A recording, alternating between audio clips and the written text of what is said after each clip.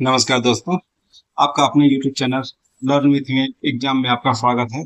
हम आशा करते हैं आप स्वस्थ और मस्त होंगे। हम आपके लिए रोजाना की तरह आज भी 30 से 40 प्रश्न लेकर आए हैं सामान्य ज्ञान के, जो कि बीपीएससी TRA 4.0 से सब उसी का प्रीवियस ईयर है, जो कि आपकी परीक्षा के लिए बहुत ही महत्वपूर्ण है।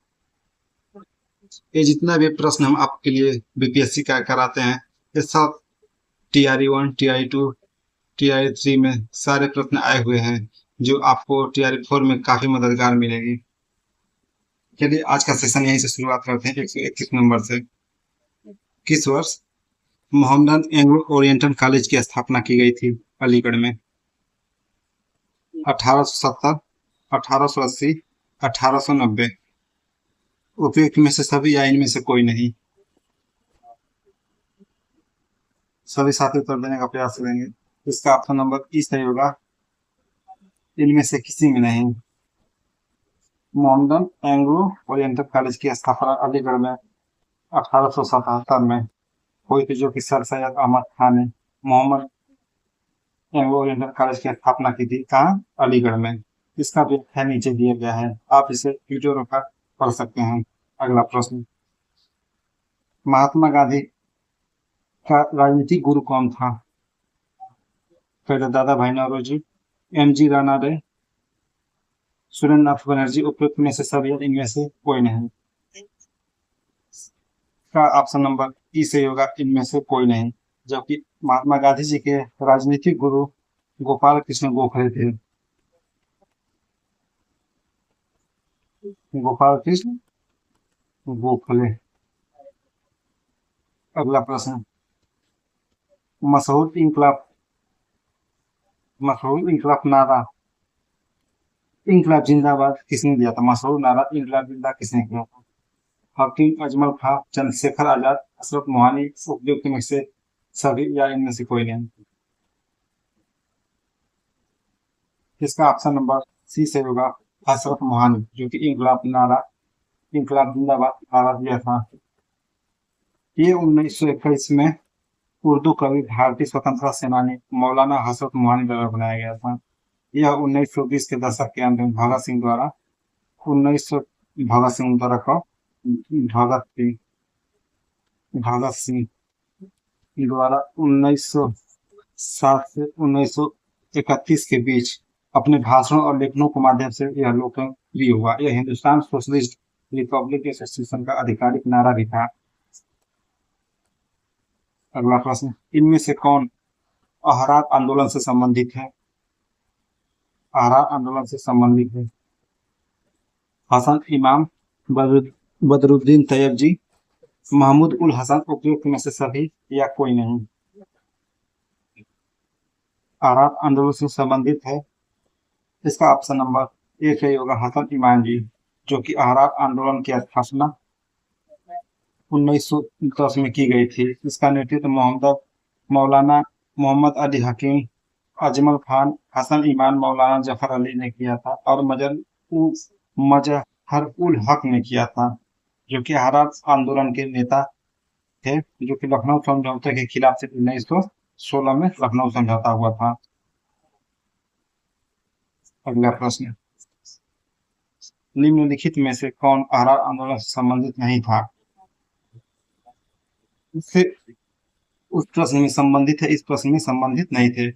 सभी लोगों के नेताओं के नाम आपको बताए, तो उसके आधार पर आप उत्तर दें।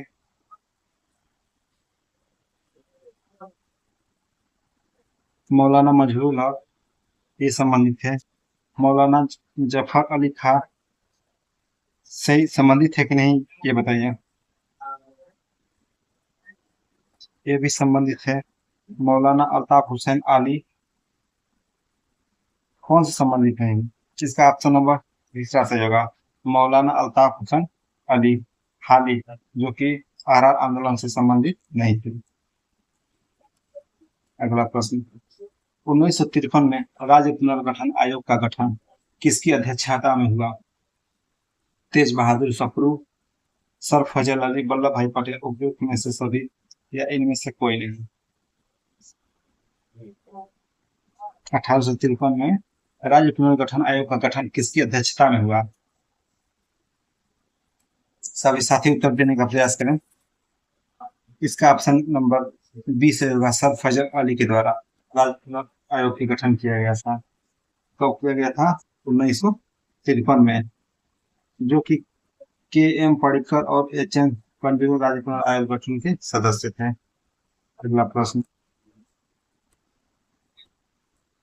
ये सब देख रहे हैं कि 2.0 में आया था प्रीवियस ईयर के जितने भी प्रश्न है पेपर सेकंड में। अगला प्रश्न, किस विचारधारा का राष्ट्रीय आंदोलन से संबंध नहीं है?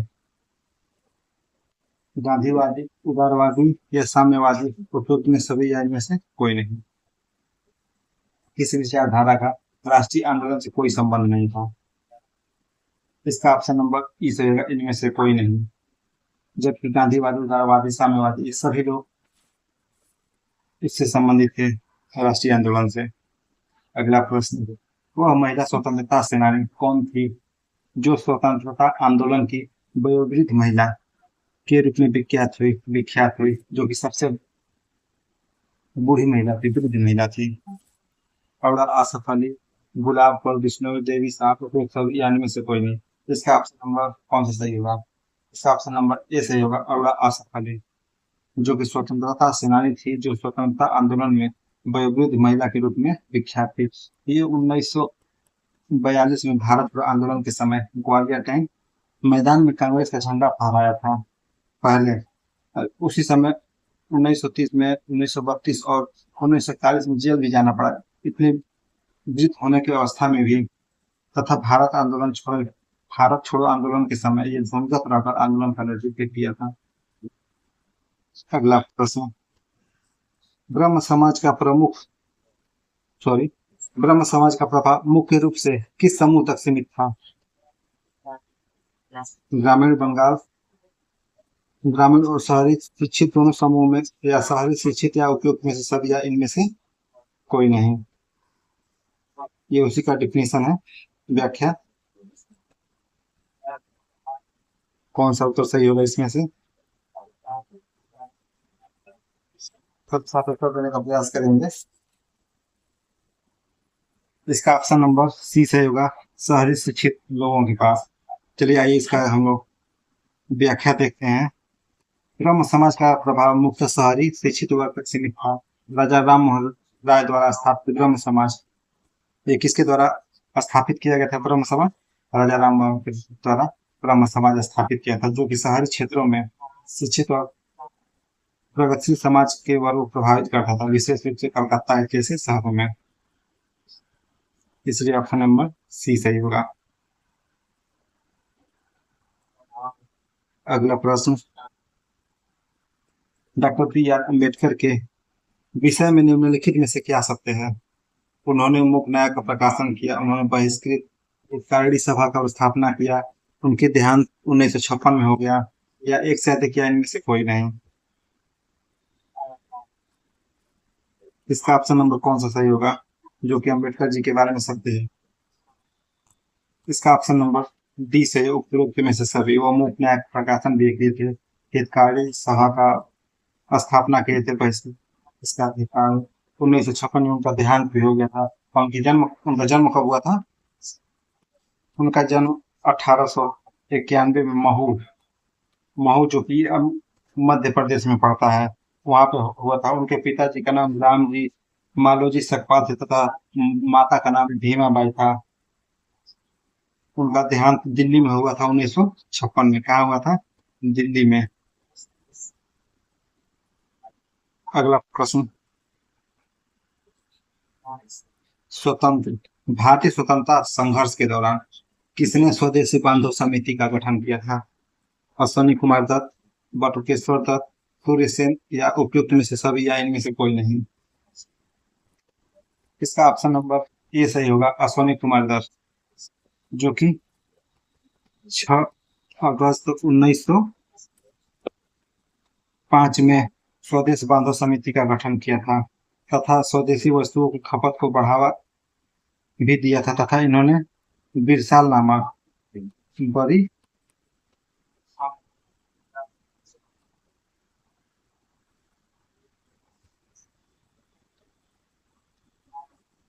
इन्होंने परिसाल नामक बड़ी साल हितैषी नामक साप्ताहिक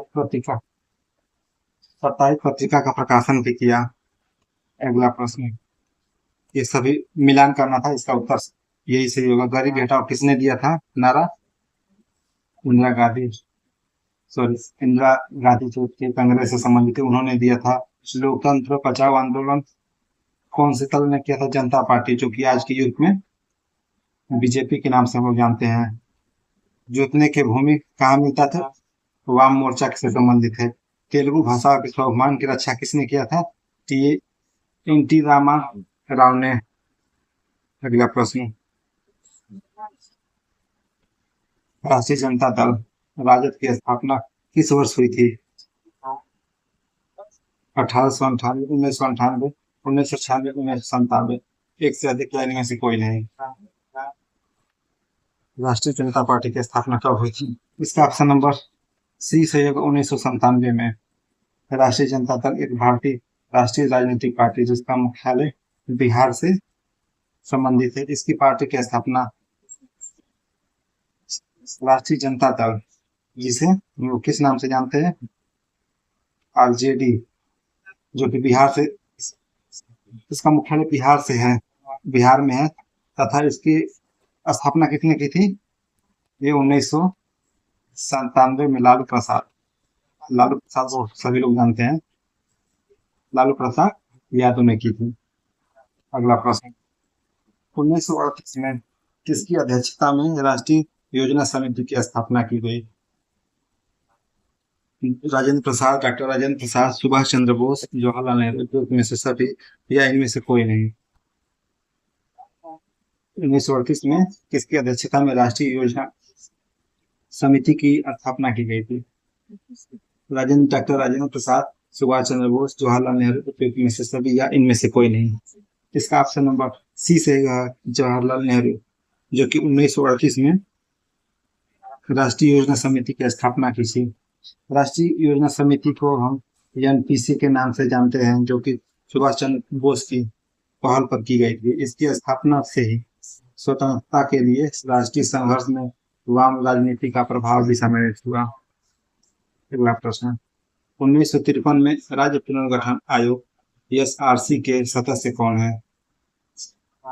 1953 के राज्य पुनर्गठन आयोग एसआरसी के सदस्य कौन है? के एम पनिक्कर, हृदयनाथ कुंजरू, फजल अली उपरोक्त में से सभी या इनमें से कोई नहीं? इसका ऑप्शन नंबर डी सही होगा, उपरोक्त में से सभी। ऑपरेशन बरगा ने भारत में निम्नलिखित में से किस राज्य सरकार को अस्थायी समर्थन प्रदान किया? ये ऑप्शन नंबर ए से होगा, पश्चिम बंगाल सरकार द्वारा। अगला प्रश्न, किसी ने गलती से लेफ्टिनेंट आर्स को मार दिया? मदन लाल धिंगरा, खुदीराम बोस, चाकी, दामोदर और बलकृष्ण।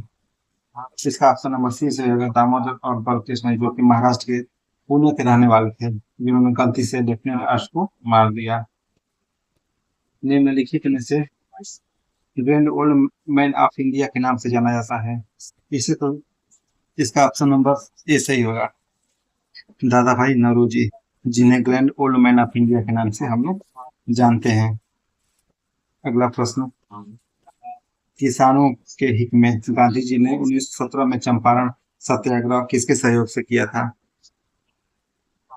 राजेंद्र प्रसाद, बिरसा मुंडा, सत्यनारायण सिन्हा या उपयुक्त में से सभी इनमें से कोई नहीं? इसका ऑप्शन नंबर ए सही होगा, राजेंद्र प्रसाद से के सहयोग द्वारा। इसका ऑप्शन नंबर कौन सा सही होगा, आप सही बताएं। बारडोली सत्याग्रह के नेता कौन थे? इसका ऑप्शन नंबर बी से होगा, सरदार वल्लभ भाई पटेल, जो कि गुजरात के सूरत जिले में बारडोली तालुका के सरदार वल्लभ भाई पटेल ने नेतृत्व किया था तथा 30% जो था भू राजस्व के लिए विरोध शुरू किया। अगला प्रश्न, भारतीय राष्ट्रीय कांग्रेस के पहले अध्यक्ष, सभी साथी उत्तर देने का प्रयास करेंगे। भारतीय राष्ट्रीय कांग्रेस के पहले अध्यक्ष कौन थे? डब्ल्यू सी बनर्जी, दादा भाई नौरोजी, बदरुद्दीन तैयब जी, या उपयुक्त में से सभी, या इनमें से कोई नहीं।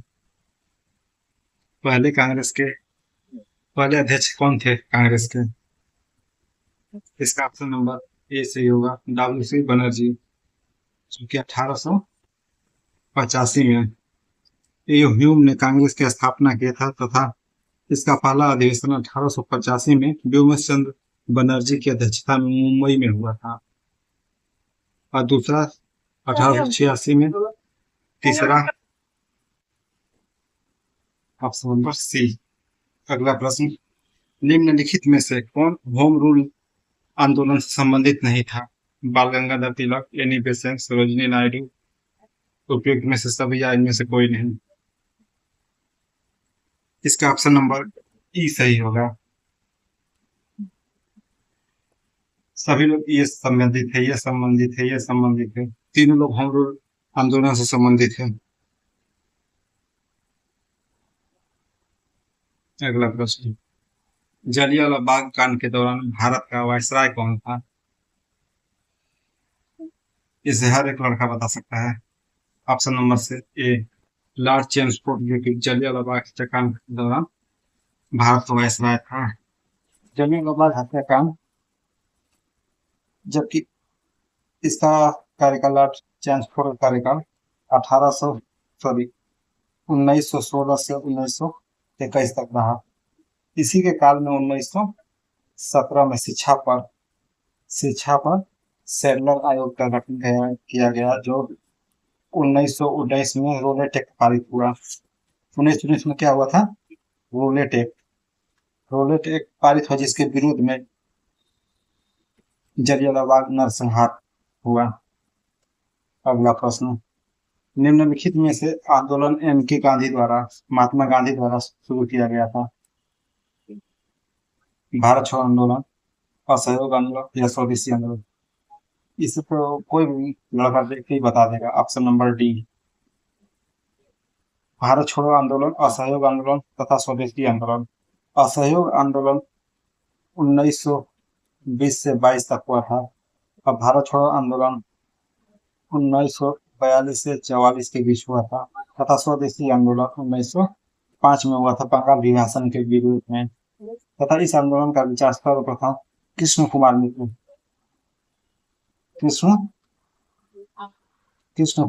मित्र ने अपने पत्र, क्या नाम था? संजीवनी में 1905 को प्रस्तुत किया था। अगला प्रश्न, आज का ये लास्ट प्रश्न होगा।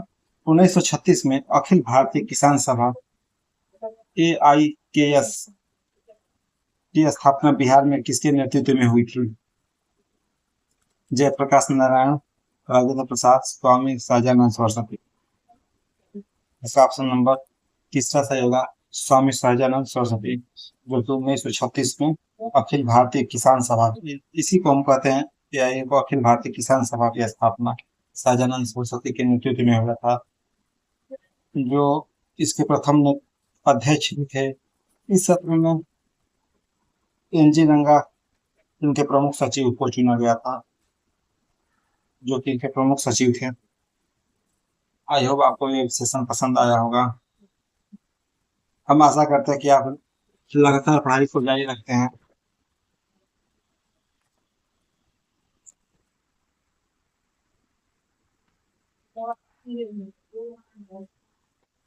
आज का सेशन यहीं पे समाप्त हुआ।